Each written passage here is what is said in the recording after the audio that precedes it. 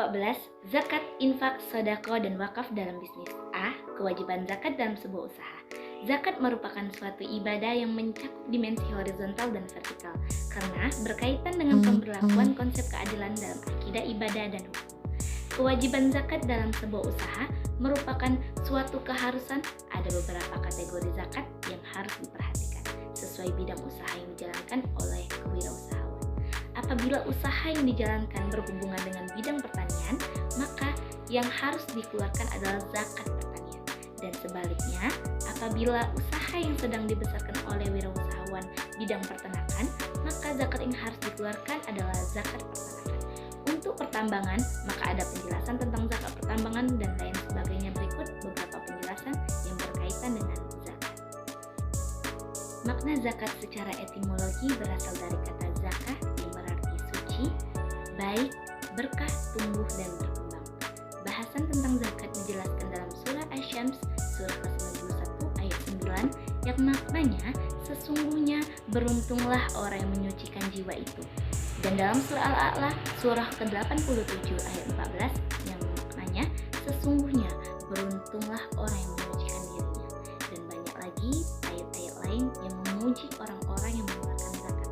Zakat menurut mazhab Maliki adalah mengeluarkan sebagian yang khusus dari harta yang khusus pula yang telah mencapai nisab kepada orang yang berhak menerimanya, dengan catatan bahwa kepemilikan penuh itu mencapai 1 tahun atau haul, bukan barang tambang dari pertanian. Adapun definisi mazhab Hanafi adalah menjadikan sebagian harta yang khusus sebagai 2. Bidang usaha yang harus dizakati. A. Zakat pertanian. Mempunyai nisab 5 wasak besaran zakat yang harus dikeluarkan pada zakat pertanian. Apabila pertanian dikelola dengan panggilan dari hujan dan tanpa mengeluarkan sedikit pun biaya untuk pengairan, maka zakat yang harus dikeluarkan adalah 10%. Dan apabila dilakukan dengan pengairan irigasi dan mengeluarkan biaya, maka zakat yang harus dikeluarkan 5%. B. Zakat biji-bijian dan buah-buahan.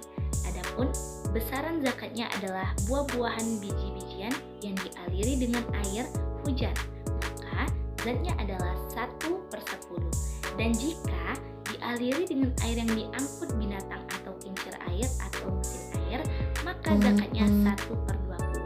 Ketika buah-buahan biji-bijian hidup dengan air bukan dan beserta dengan air yang diangkut dengan binatang. C. Zakat peternakan. Hewan yang wajib dizakati untuk zakat peternakan adalah unta, sapi termasuk kerbau, dan kambing termasuk domba. Untuk hewan lainnya diberlakukan zakat barang perdagangan apabila memang hewan tersebut diperdagangkan. Misalnya, seorang wirausahawan mempunyai usaha ternak ayam atau lele, maka bukan berarti ia tidak wajib zakat karena ayam dan lele tidak ada penghitungan zakatnya. Akan tetapi zakat ayam dan lele tersebut. D. Zakat perdagangan. Zakat perniagaan bisa dikeluarkan dari usaha perdagangan, baik perdagangan di bidang sandang, papan, ataupun pangan. Semua produk jasa yang berkaitan dengan usaha perniagaan bisa dikeluarkan zakat perniagaannya. Produk tersebut baik yang bergerak ataupun tidak bergerak. E. Zakat emas, perak, dan uang simpanan ataupun kekayaan atau zakat mal. Beberapa syarat yang harus diperhatikan ketika mengeluarkan zakat emas dan perak adalah 1. Sampai nishab. 2. Mencapai haul 1 tahun. 3. Bebas dari utang yang menyebabkan berkurangnya nishab kebutuhan primer sudah tercukupi. Artinya, harta yang dimiliki sudah melebihi kebutuhan primer. Zakat untuk emas sebanyak 85 gram, untuk perak sebanyak 595 gram, dan untuk uang simpanan bisa dikiaskan. Zakat emas yaitu ketika mencapai 85 gram, dan yang harus dikeluarkan adalah sebesar 2,5%. F. Zakat profesi. Zakat profesi adalah zakat yang dikeluarkan oleh para pekerja dengan profesinya masing-masing, misal dokter, akuntan, insinyur, dan sebagainya. Zakat secara ekologi adalah membersihkan. Maka dari itu berbagai macam profesi juga mempunyai hak yang sama untuk membersihkan pendapatan mereka dengan zakat dikeluarkan oleh mereka. Yang G, zakat koperasi dan pemilik saham. Adapun besaran zakat yang harus dikeluarkan sesuai dengan bidang usaha yang digelutinya. Apabila usaha di bidang peternakan, maka yang harus dikeluarkan adalah zakat peternakan dan lain sebagainya. Apabila usaha dagang, maka zakat yang wajib dikeluarkan adalah sebesar 2,5% dari perhitungan saat itu. Bisa juga dihitung sesuai dengan perhitungan zakat perdagangan. Apabila di bidang pertanian, maka zakatnya antara 5-10%. H.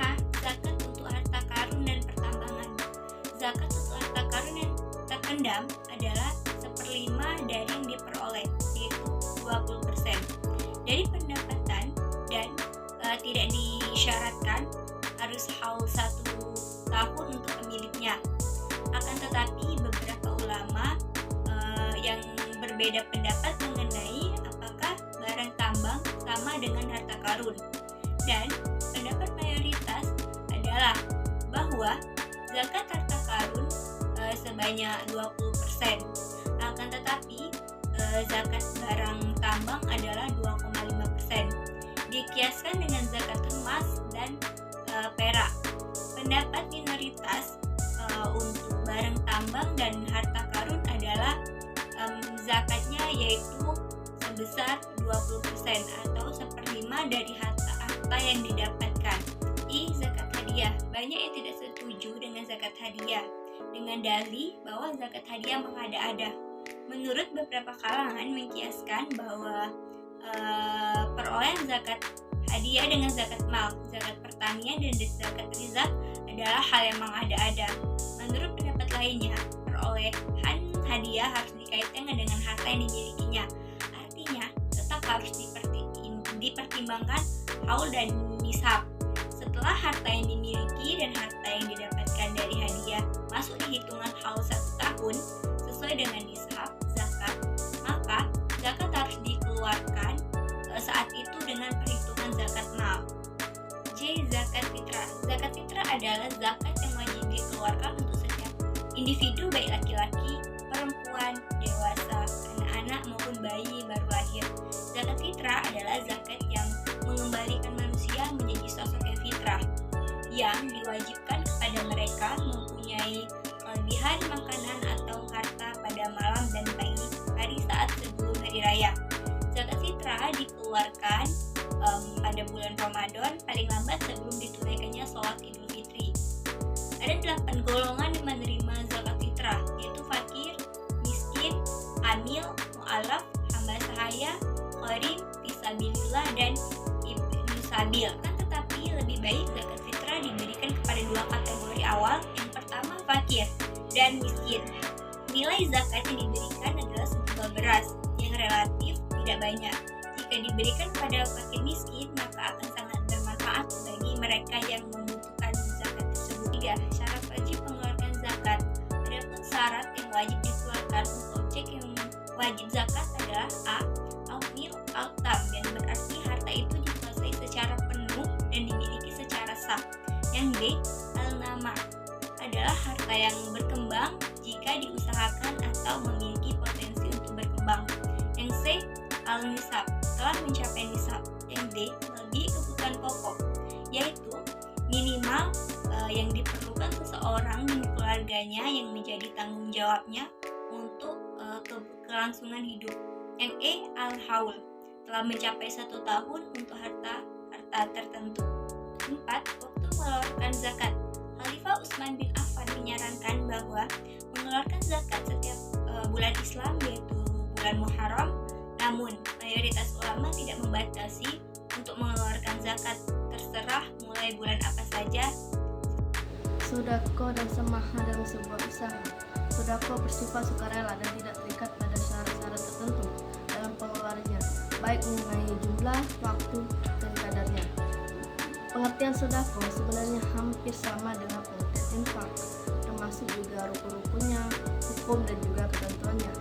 Akan tetapi, infak hanya terikat pada harta saja.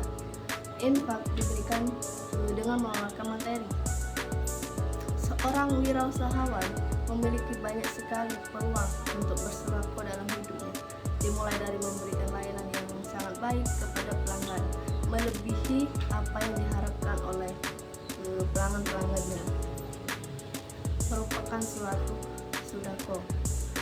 Selanjutnya, wakaf dan barokah kos. Wakaf secara etimologi adalah menghentikan atau menahan.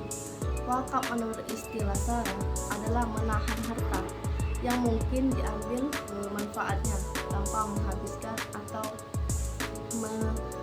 merusakkan bendanya dan digunakan untuk kebaikan.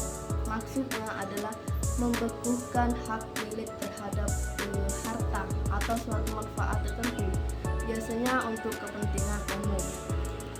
Wakaf juga dilakukan secara tunai, dan pengeluaran wakaf tunai bisa dilakukan dengan baik untuk pembentukan kemitraan usaha, pengembangan pendidikan, dan lain sebagainya. Kewirausahaan dan kebudayaan masyarakat lewat siswa. Kunci dari kesuksesan di akhirat adalah keberhasilan seseorang dalam pengendalian dirinya di dunia. Pemberdayaan melalui zakat misalnya bisa dilakukan oleh siapapun yang kekayaannya sudah mencapai nisab.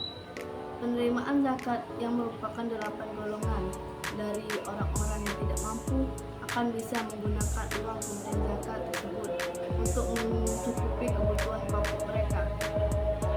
Selain dana untuk zakat, infak, sedekah, wakaf juga memerankan satu posisi yang sangat berarti bagi pemberdayaan masyarakat. Seseorang wirausahawan dengan segala kelebihan yang dimiliki olehnya akan bisa mewakafkan sumber daya yang dimiliki